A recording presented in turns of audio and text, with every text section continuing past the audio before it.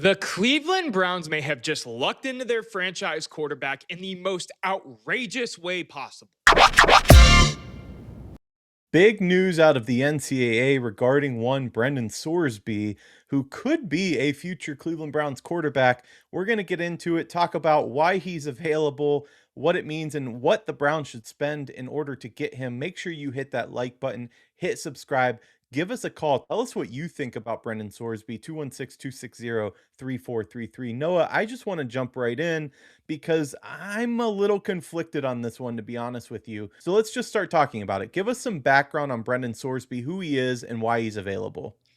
Yeah, buddy, you're conflicted and so am I, but let's get the background out of the way first so then we can get into our own opinion. So Brendan Sorsby checked himself into rehab for a gambling addiction. So that was what went down first, which then came out with a bunch of different news, right, about Brandon Sorsby and the types of bets that he was playing.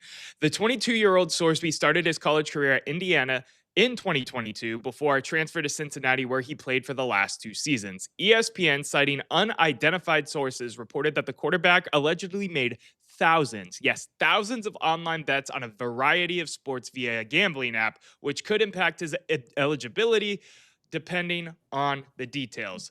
To go a little bit further on top of that, according to sources, Sorsby bet on Indiana football while redshirting for the Hoosiers. So he wasn't playing for the team, but he did bet on his own team and only to win. Sound familiar in terms of many of the other gambling fiascos in sports history? I think so. The bets in 2022, according to sources, were on Indiana to win, and none came in a game in which Sorsby appeared.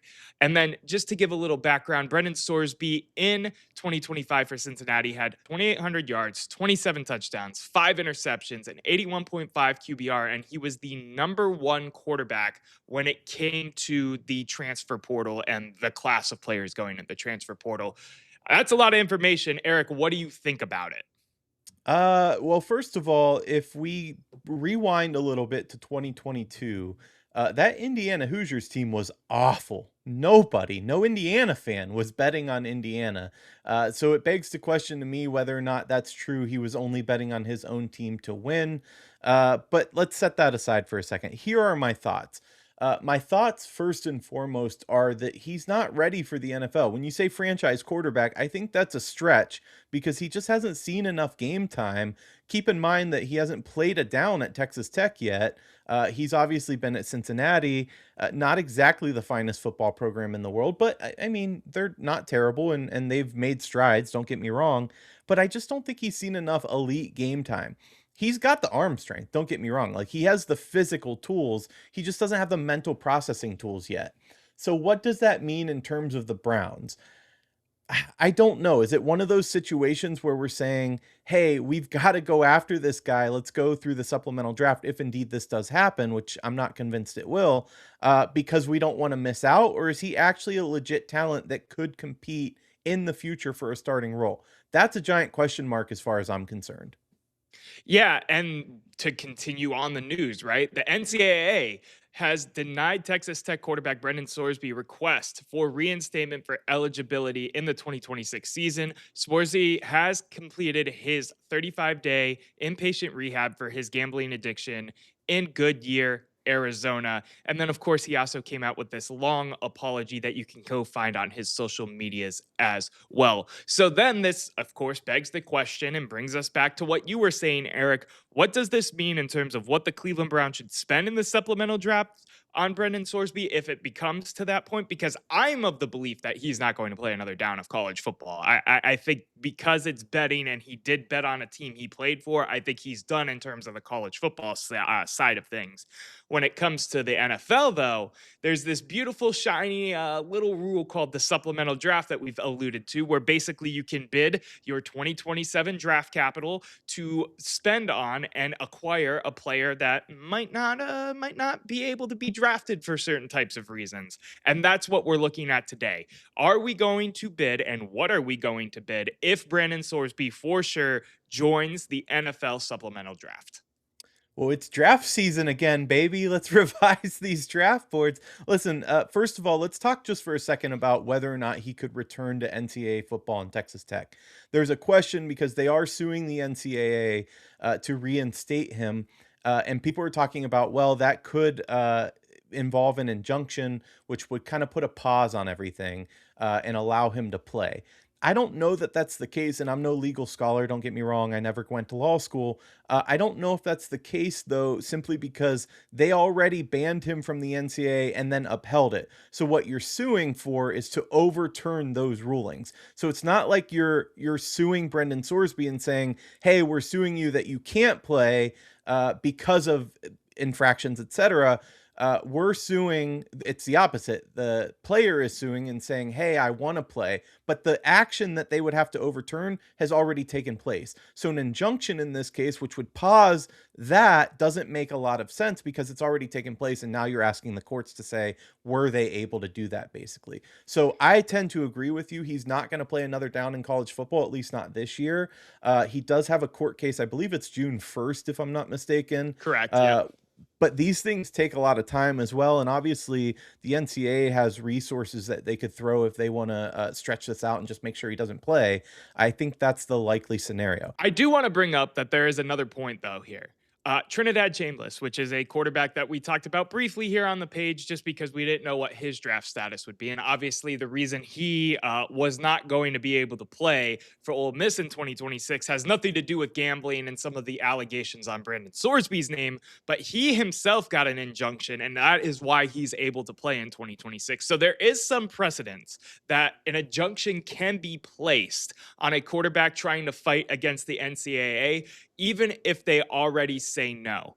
The reason I don't think it will be is because we're talking about length of eligibility versus breaking one of the rules. I mean, that's what Brendan Sorsby did at the end of the day. He broke the rules. He bet on a sport that he was not allowed to play in terms of the NCAA bylaws. That's what I think the difference is going to be here at the end of the day.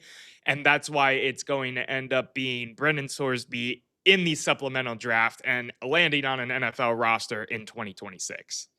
Well, let's talk about what that would mean specifically for the Browns. And again, like you said, what they would have to give up and whether or not he's even talented enough for the Cleveland Browns at this point in time. But first, a word from our sponsor. At the Office is brought to you by Rambler Reserve. And we're wearing the hats right now. We are wearing the hats right now, and honestly, this might be one of the best looking things I've put on my head in years. Rambler Reserve is a Cleveland apparel brand based on history for people who love this city and just can't shut up about it. So, us? Us, exactly. Whether it be hats, tees, hoodies, you're going to the game, or you're going to the Muni lot. It's perfect apparel for any Cleveland fan out there. If your friends say you ramble too much about sports, just own it. Head on over to ramblerreserve.com and use code ATO10 to get 10% off your order. That's ATO10. ATO like at the office 10, ramblerreserve.com.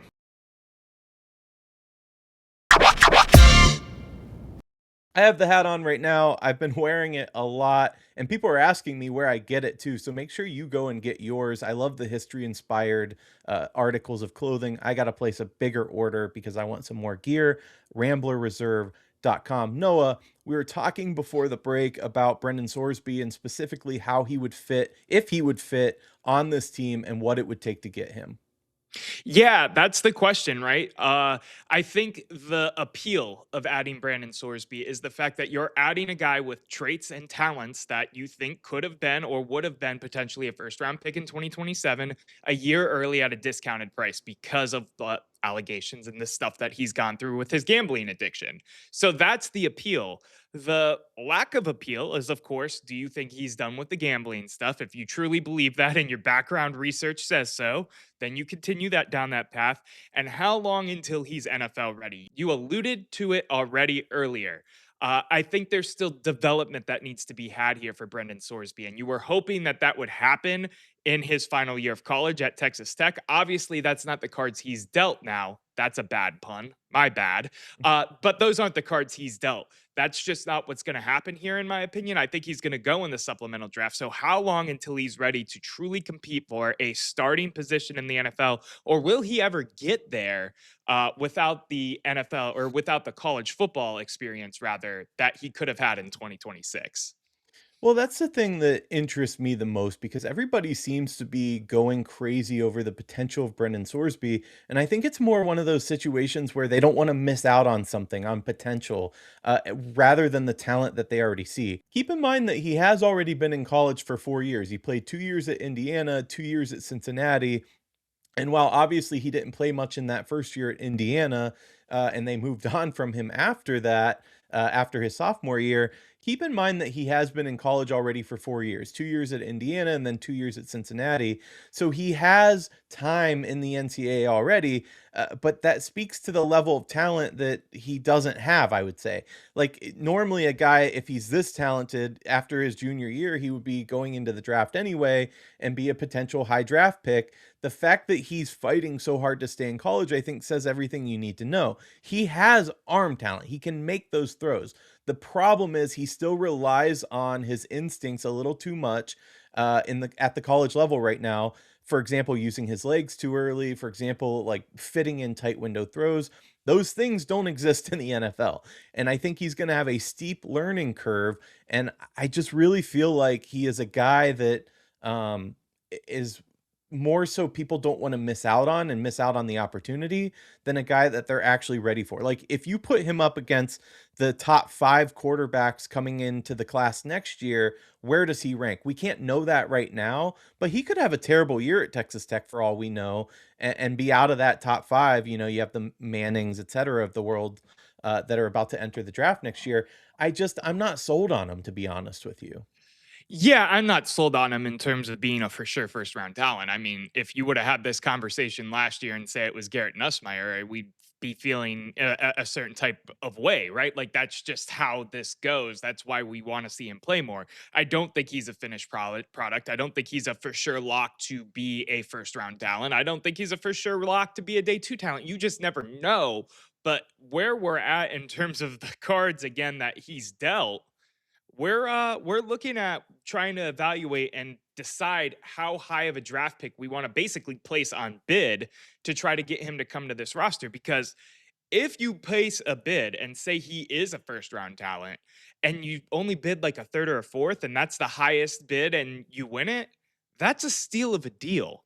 That is something that doesn't fall into teams' laps very much often at all anymore in the NFL. I mean, when's the last time we've had a supplemental draft? Terrell Pryor? Like it's been quite some time. But it's a big if that you're basing it on, and I have to ask the question because we did kind of move right past this. He went to rehab, great for him, whatever. Is it worth the baggage at the end of the day? Keep in mind, one betting instance at this next level, he's suspended for a year at the minimum. It could be more because of his history. As the Cleveland Browns have battled with quarterbacks with issues, see our current roster, see previous rosters, like you don't have to go far to find it. Is it even worth the headache right now? Well, do I personally, as a fan, think it's worth the headache? No, because we're going to have to deal with it as fans, right? Do I think that Andrew Barry thinks it's worth the headache if they've evaluated him high enough? 110%. That man's a bargain shopper. We've brought in people with problems left, right, and center, and he'll do it again twice on Sunday, and then over at the flea market, and then over at the thrift store. He's going all the bargain stores. So if Brendan Sorsby's available and say they value him high enough, and they're like, okay, we'll put a third round bid in, I 100% think that's something on their brain and something in their table. I could 100% see this being a Cleveland Browns move. So let me pose a different question to you then, because I'm curious what your thoughts are on this current constructed roster. We know almost, I don't want to say 100%, but we know pretty well right now that Deshaun Watson's probably starting week 1. Like it's been written in the stars at this point, it seems. Or Shedeur Sanders. Let's say one of the two, right? One of Yeah. those two are likely starting week 1. We still have Dillon Gabriel. I almost skipped right over him, by the way. We still have Dillon Gabriel on this roster. And then we have the project that is Taylen Green, who I think has too much talent, athleticism, I should say, that you just let go. So, where exactly does Brendan Sorsby fit into this current roster? Knowing that we're in OTAs right now, we'll be moving to camp soon. Like, how do you slot him in and not have the previous 2025 experience of 5 quarterbacks on the roster, which you and I both hated? Yeah, you have some uncomfortable conversations about the quarterbacks that you drafted in 2025. That's the reality of this. I'm Okay, not saying Dillon, I bye. coast both. No, it could be both of them, is what I'm saying here. If I'm being honest and realistic, if they truly think that Brendan Sorsby could be a franchise quarterback, he just needs a little bit of time. Maybe it's only 6 games. Maybe it's the suspension that might be looming from the NFL, because that's something that could still be there too, in terms of, his prospects of playing in 2026. If you're thinking he's really that ready, we're not getting into all of that, but that's something that could be on the table too. Yeah, you're having a difficult conversation about a fan favorite in Shedeur Sanders. That's a fan favorite for me and you, I think, Erik, at the end of the day. And then Dillon Gabriel, which, we've made the jokes enough here on the page that I don't have to dig into that again. But yeah, I do think it could go in that uncomfortable route of a conversation if they think Sorsby is the type of guy that maybe he would have ended up being if he played 1 year at Texas Tech and then went into the NFL draft. But then, like, it begs the question. See, this is where I don't like finding ourselves as an organization, because then you find yourself in the unique position that, let's say you do keep Deshaun Watson around. We think he's starting. I think he's starting. We've talked about it. He's gone next year, like almost no matter what. Even if he could go out and win a playoff game, I still think he's gone unless we overpay again, because I think he wants to be gone. It was cheered when he was injured. Like, I don't think he exactly has love lost for Cleveland at this point. So he's gone. Now you're potentially getting rid of the highest upside guy we've seen. I'm talking about Shedeur Sanders. And then Dillon Gabriel, he's not an NFL quarterback. He's barely a backup quarterback. Like, he's gone too. Now we find ourselves in a weird position going into 2027, where if Sorsby doesn't work out or we need a quarterback, yeah, it's potentially a rich quarterback class, but that's like we're once again stuck. And listen, I get it. You got to take risks. You got to find a quarterback, but it just makes me nervous as well. Well, yeah, but that's kind of what you're looking at in the long haul anyway. If they play Watson this year and Shedeur gets beat out, I mean, I do think Shedeur still plays at some point this season, but you're not really banking on the fact that Shedeur pans out if he can't beat a crippled Deshaun Watson. You're not worried about Dillon Gabriel. They've basically already told us No. that. Taylen Green's the project, and I still am of the boat that no matter what, we're done with Deshaun Watson after 2026. I think he's gone and they're going to add a quarterback via the draft. So if you have the ability to potentially accelerate that process because you were high on Brendan Sorsby anyway, and you only have to spend a day 2 pick, a day 3 pick, depending on what the league buzz is for Brendan Sorsby, then you're in a golden situation that doesn't pop up a ton of time. And that's the thing that I think is most appealing to me too about this entire situation is like we're talking about a guy and taking a chance on a guy with a day 2 or a day 3 pick. Like, and I know we've had some great day 2 picks. I know we've had some great day 3 picks as of late. But at the end of the day, those don't always pop like Harold Fannin and Quinshawn Judkins, right? So to take a swing on a guy that has the upside of a potential first round quarterback to me, and you only have to spend a third, a fourth, a fifth, whatever it is, whatever that number is in your mind, whatever the number is in Andrew Berry's mind, it's a no brainer to me, even if there's baggage, even if there's this, that, and the other. And I want to go back to the baggage for a second because we keep skipping over it. And I feel like we need to have a conversation about our opinion on the baggage. Does it bother you? Say you're the GM. Does it bother you that much, the baggage that Brendan Sorsby has or maybe doesn't even have in your mind in terms of his betting? Making thousands of bets certainly worries me a little bit. I mean, we had one of the best receivers ever to step foot on green grass in the NFL, and he couldn't stop smoking weed to play the games. And I know like it's a stupid rule that they've did away with. You can smoke weed now and play. Um, but he couldn't do that. Like, he had an addiction and he could not stop. Now, gambling, like, I don't have a gambling addiction, so I don't know how addiction works specifically with that. Obviously, it's dopamine in the brain, but if he truly has an addiction that he went to rehab for and that wasn't just a PR move, then it worries me a little bit. Yeah, I just I don't know. We're such a dysfunctional, or we have the moniker, the perception of being a dysfunctional organization. Whether or not we are still, we have that perception, and perception's reality for a lot of people. So to continue going down the route of the misfits and the rule breakers, et cetera, et cetera, et cetera, like, it just gets old as a fan to have to think beyond football. Now, that said, weigh that against talent. I don't know that there's enough talent there to overcome that. That's my issue. My biggest issue, like I can't tell you with a straight face that Brendan Sorsby is definitely going to be better than Shedeur Sanders because he hasn't shown it on the field yet, in my opinion. He's shown flashes, but he hasn't shown enough to show me that like head to head, he's so much better than Shedeur. So when you're talking like that, it doesn't make sense to me.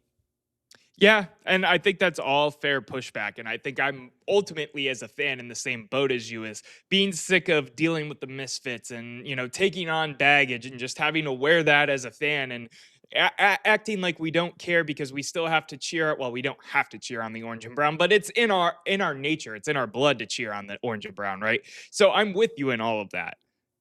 But I also don't mind what Brandon Sorsby is in trouble for as much as I do, some of the other allegations that we've brought in, so on and so forth.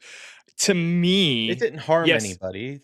I mean, it's a harmless, it's not even a crime, frankly, but it's a harmless thing, certainly. that's part of it to me. The other part of it to me, as well as you start getting down like the Pete Rose conversation and all of that. Like, is he hurting the integrity of the game? In my opinion, no, not really, because he's not playing in the games that he's betting on. But it's also a gray area that doesn't make me comfy because we're talking But about Indiana. Let you're me get talking, one hold last on, point. real quick, because I think it ties in so perfectly. You're talking morality right now. I agree with you on that. But the reality of it is he knew that there was a rule in place and he chose to break that. Now, if that speaks to his why, like you work for the Cavs organization, you know that that rule's in place that you cannot bet on basketball and you Right. don't. You follow that rule. Your Correct. fear is that you'd be fired if they found out, etc. The reality is they'd probably never find out. You're not placing bets big enough. Like no one would ever know that you would place a bet, but you follow that because you know that rule exists. He didn't follow that rule despite knowing that it existed. So what other rule, like what other corners is he willing to cut in life? It speaks to his character a little bit. Morally, I'm fine with it. It's sports betting. Like I don't give a shit. But what how it speaks to the wider, like he knew he couldn't do that and did it anyway, that's the issue that I have. But could you have the argument, and this is more me devil's advocate, because again, I agree with you. Could you have the argument he was being a younger kid? He was dumb. He obviously moved away from betting on the team as soon as he started playing. Like he only bet on Indiana games when he was the backup redshirt, quarterback. And when it came to his time at Cincinnati, he was betting on things like, I don't know. Let me look over here real quick. The Nathan's hot dog eating contest, Romanian soccer, or Turkish basketball. Yes, those are all things quoted as what Brendan Sorsby was betting on. Okay, first of all, he definitely had an addiction because that's Yes. wild. Uh yeah, I mean, yes, everyone makes mistakes, certainly. Um it comes down to what as an organization you're comfortable with. If he looks Andrew Barry in the eyes and says, "Listen, I made a mistake. I'm owning up to that mistake. I want a chance." Then, if you believe him and you believe his word and you take him at his word, then yeah, you let it lie, it's in the past, etc. But can you trust his word? I mean, he's also, again, he broke a rule. It's very clear what the consequences are, and he's suing to ensure that he doesn't have to face those consequences. Like it's a little hypocritical, a tiny bit, and that's your right. You can do that, but I don't know. At the end of the day, like I just don't think his talent's good enough for me to justify any of the flack that you would get. If the scouts think otherwise, then I'm willing to listen to that. So let's bring it to that then, because I think we've hashed out both sides of the coin, right? And I think we're both kind of ultimately in the gray area. You're taking it one way more so in terms of the conversation. I'm taking it the other way. If you're Andrew Barry, if you're anybody inside the four walls of Bria, you're sitting down. You have to submit a bid. When Brendan Sorsby hits the NFL supplemental draft, you are submitting what draft pick? How high of a draft pick are you going to submit? And it is to note, real quick, for our viewers at home that don't know, you can't use draft picks of other teams. So, like, if you had like the Titans' third round pick next year, you cannot use it. It has to be Cleveland Browns owned, Cleveland Browns solely their picks, like the picks you're awarded every year in the draft. So, you're sitting down, you're looking at the draft sheet, and you're picking and selecting Brendan Sorsby at what round? Fourth. Fourth, and I would raise you to the third. And I would only raise you to the third because if we can justify taking Dillon Gabriel with a third round pick, I sure as hell can justify taking Brendan Sorsby with a third round pick and seeing what we got and letting him develop in a yet another crowded quarterback room. Yeah, I mean, you could certainly say that this year, I suppose. Um, but I mean, who was our third round pick this year? Austin Barber, right? Yeah, Offensive tackle. yeah. Um, yeah, I get what you're saying. Like the third round's not necessarily where you're getting. You could still get solid talent, but you're not Harold getting Fannin. Harold right. Fannin is an example of a good third round pick. And depending on how you feel about like a Cedric Tillman, MJ Emerson was a third round pick. I mean, there's examples of like different qualities of third round picks for sure. And there's examples of missing as well. I could be talked into a third round. I think that's probably where I'd leave it. I could see a team selling themselves on a second round. I don't think a team will spend a first round pick on him by any means whatsoever. And I'm not talking the Browns will sell themselves on a second round. I could see a team doing that. First round to me is like there's no baggage. It's a weird situation. And that's why he ended up in the supplemental draft, which almost never happens anymore with how the draft and the supplemental draft are set up. So I don't think it'll be anything higher than a day two pick, but that's probably where I would cap it is like round 3, I would be okay with taking a swing on him because at the end of the day, if you miss on what was a third round pick, it's not devastating and crippling to your franchise. Like, I don't know, missing on 3 first round picks because you traded them for Deshaun Watson. Do you have to pay him like he was drafted in that round in the NFL draft? That is a good question. And I would assume it would follow like a UDFA structure where it's like a conversation with the agent and there's guaranteed money, but I'm not 100% sure. I was just curious because I think that's a piece of it too. Like, can you get a cheap project that even if it does cost us a third round pick, like, can you save money, so to speak, and put stack them, sit them somewhere and try to develop them? Because Right. that's the thing. He needs time to develop. We've talked about it though with the Browns. Like, are they in a win now, win soon kind of window? Stacking our team up where we're just a piece away, a quarterback away. If that is the case, and I'm not saying it is, like, how does he fit in needing to develop? And I'm not saying he fits in any worse than who we currently have, but it's just an interesting piece of that. Well, you look at, how young the offensive side of the ball is too, and you could argue that he fits in perfectly because you give him 6 to 10 games and he waits behind a Deshaun Watson or Shedeur, whoever wins that quarterback battle, and then maybe he goes in this year for the last half, or maybe he just goes in to start 2027 and you're that high on him.